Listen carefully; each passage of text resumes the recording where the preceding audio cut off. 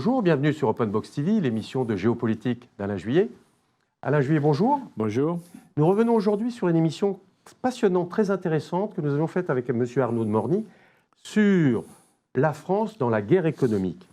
Alors il se trouve que vous êtes un acteur depuis un certain nombre d'années de cette guerre économique en France et vos échanges étaient passionnants avec Arnaud de Morny qui sortait un rapport pour le Sénat, je crois, à l'époque. Exactement, c'est le Sénat.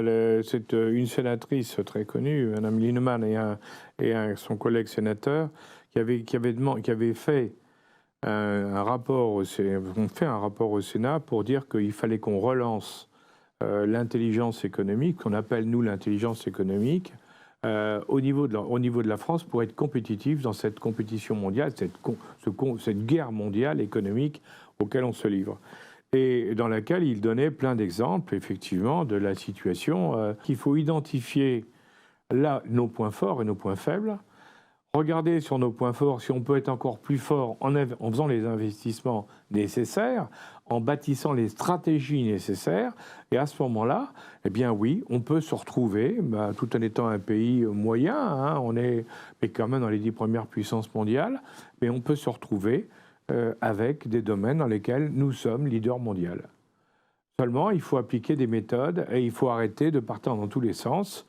Ça implique analyse, de la réflexion, des choix, des investissements requis pour avoir des résultats. Écoutez, je vous laisse redécouvrir cette émission avec des exemples très précis, parfois un peu affligeants pour la France, mais voilà, on apprend de nos erreurs. Merci et à très bientôt. Cette guerre économique, c'est un programme un peu complexe, mais je crois très important. L'intelligence économique, pour vous rappeler rapidement, ça a démarré en France dans les années 90 avec 3 personnages. Il y a un rapport qui est fait sur l'intelligence économique par Henri Martre. Henri Martre qui était le patron de l'aérospatiale, c'est pas rien, c'est l'ancien Airbus. Hein. Robert Guillaumeau qui était un patron d'entreprise dans le cyber, il n'y avait pas tellement à l'époque, et qui avait vu ce qui se passait aux États-Unis, qui avait dit attention, ils sont en train d'avancer beaucoup plus vite que nous et d'utiliser des moyens très modernes. Et puis le troisième, c'était le préfet Potra, qui était à l'époque au SGDN, secrétaire général de la Défense nationale, et qui, lui, amenait toute la puissance de l'État en disant attention, on se fait attaquer de partout, il faut qu'on réagisse. Donc ces 3 ont lancé l'intelligence économique en France. En 2002, ça a été relancé à l'époque sous le gouvernement Raffarin, parce qu'on venait de perdre 2 énormes affaires, 2 énormes sociétés en France. D'une part, GM+, c'était les fameuses puces. Nous étions leader mondial. On s'est fait piquer la société par nos amis américains et on n'avait rien vu. On s'est réveillé trop tard. Et la deuxième, c'était Péchinet, quand même une affaire dans l'aluminium qui était très importante.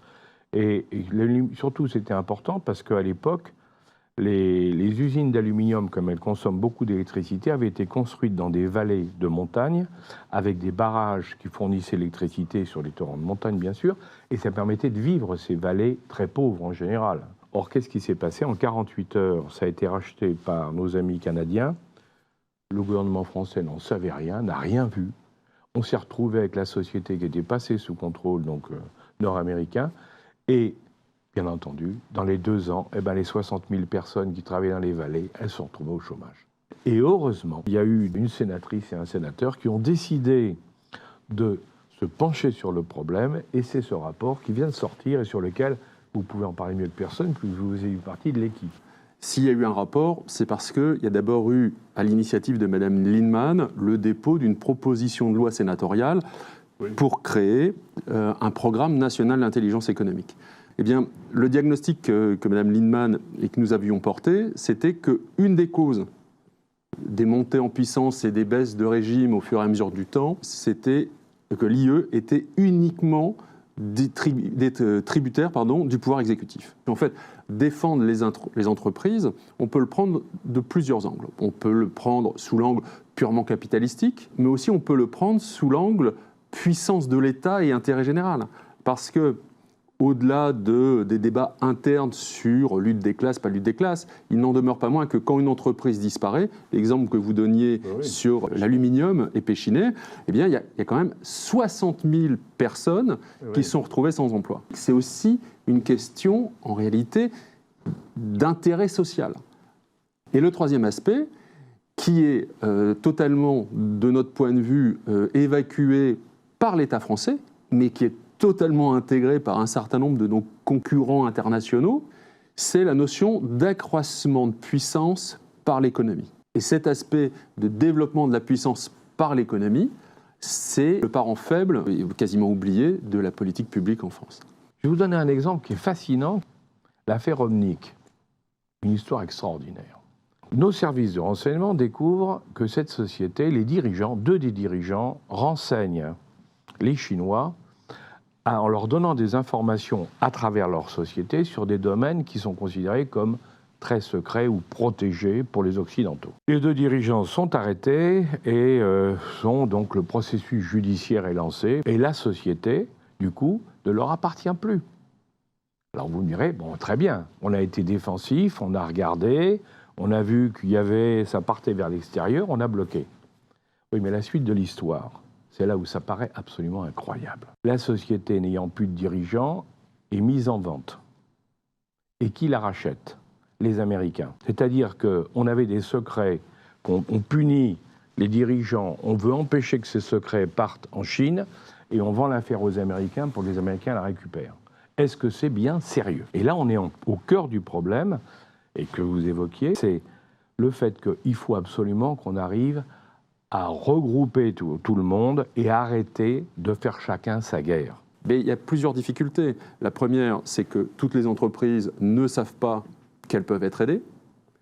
Le deuxième aspect, c'est qu'il n'y a pas une culture commune minimale de sensibilité au risque de l'information, parce qu'en fait, au départ, avant qu'on se fasse racheter, il y a des alertes précoces qui pourraient être identifiées.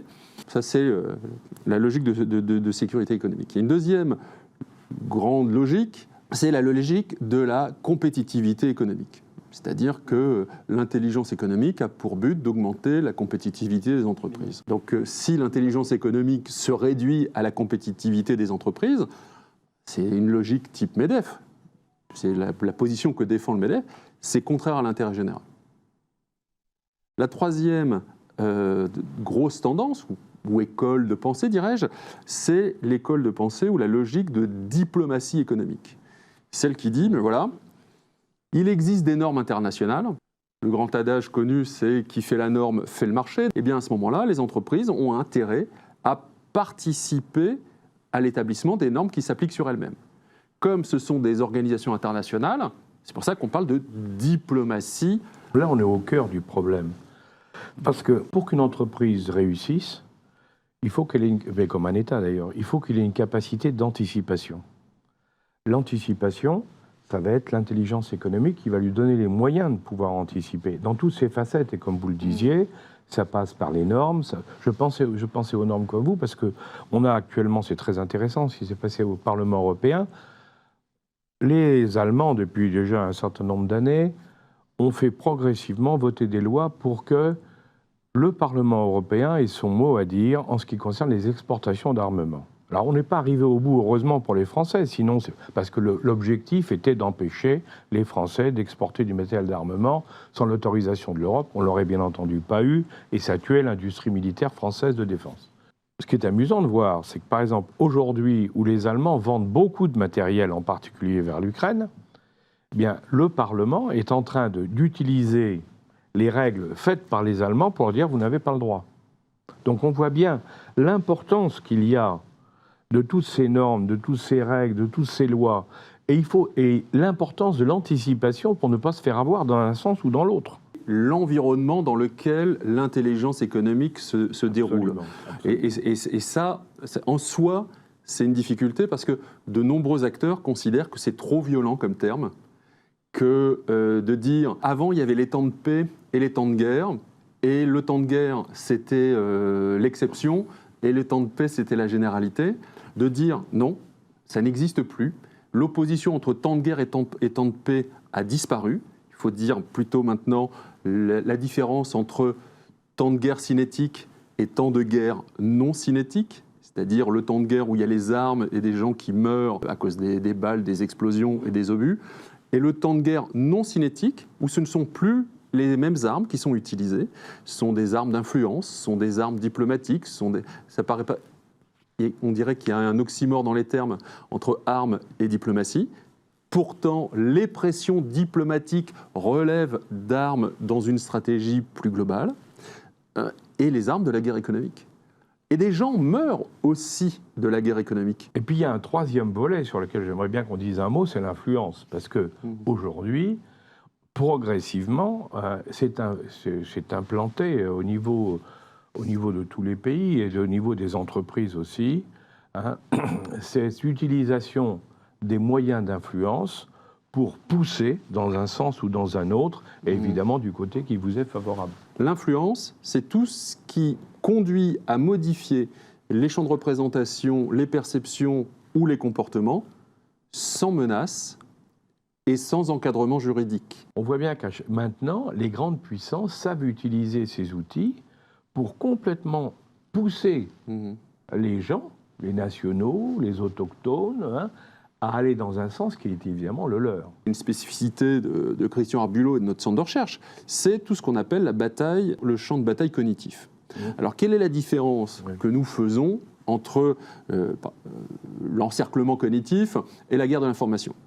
Eh bien, c'est que nous, on considère que tout ce qui est production de connaissances, qu'elles soient vraies ou fausses, peu importe, production de connaissances que l'on rend publique, ça a pour objet, si on l'analyse selon cet outil, en fait, de marquer le terrain. Et le but de tout ça, c'est que quand quelqu'un qui n'y connaît rien cherche de l'information, il tombe en priorité sur ce que vous avez produit. J'attire l'attention de notre auditoire là-dessus. La guerre, c'est pas uniquement l'usage de la force, c'est l'opposition de volonté. On n'interagit avec le réel que par rapport à nos sens. Si on manipule nos sens, si on agit sur nos perceptions, eh bien pour nous, c'est aussi réel que si c'était du dur. La pensée globale, qui est celle de la plupart des gens, en réalité, elle est formatée, elle est organisée, elle est structurée peu à peu par des opérations de ce genre. C'est-à-dire que peu à peu, c'est de l'encerclement cognitif, comme on disait tout à l'heure, et qui fait qu'à la fin, vous êtes au milieu, et naturellement, que vous le vouliez ou pas, vous en arrivez à la conclusion, à l'évidence, que c'est ça la solution, parce qu'on vous a préparé le terrain tout autour pour qu'il n'y ait qu'une seule solution, celle-là. Compte tenu du développement que prennent ces techniques, ces méthodes au niveau mondial, il faut absolument qu'on retrouve une vraie capacité dans ce domaine avec tout ce que ça comporte et que l'État soit l'acteur majeur, parce qu'on voit bien qu'on ne peut pas laisser ça entre les mains des uns ou des autres. Il faut qu'il y ait une coordination d'ensemble, il faut qu'il y ait une volonté politique d'ensemble, il faut qu'on utilise tous les outils de l'intelligence économique pour comprendre et anticiper. Donc merci Arnaud de Morny d'avoir eu la gentillesse de venir échanger avec nous à l'occasion de la sortie de votre livre et du livre de Christian Arbulot. Merci. Je voudrais juste rappeler que nous avions fait une émission qui est sortie il y a quelques semaines grâce à l'EGE, où nous avons parlé des fondations allemandes, financées par le gouvernement allemand, directement, pour ensuite alimenter financièrement et en information pro-antinucléaire pour détruire littéralement le nucléaire français. C'est qu'en fait, ce sont des étudiants qui, en 3 semaines, ont obtenu ce résultat. Que font les journalistes qui sont payés pour ça? Que font les services de l'État, dont ça devrait être une mission? Que font les partis politiques, y compris adversaires de ces partis politiques dont les fondations constitutionnelles allemandes mènent des politiques d'influence et de déstabilisation de filières industrielles. Et je pense qu'il faut qu'on se rende compte qu'on est un pays, que nous formons une nation et que nous devons nous relever les manches pour défendre les intérêts du pays, l'intérêt de la nation. Mais pas au sens théorique du drapeau, mais au sens il faut défendre les personnes qui vivent et qui constituent notre pays et notre nation, et que dans la guerre économique, ce sont souvent les plus faibles qui sont les premières victimes. Magnifique conclusion. Voilà, effectivement, tout ce qui est intelligence économique, guerre économique, il n'y a pas de temps mort. Il y aura certainement de nouvelles émissions très intéressantes à ce sujet. Nous vous remercions de votre fidélité et on vous dit à très bientôt. Merci. Au revoir.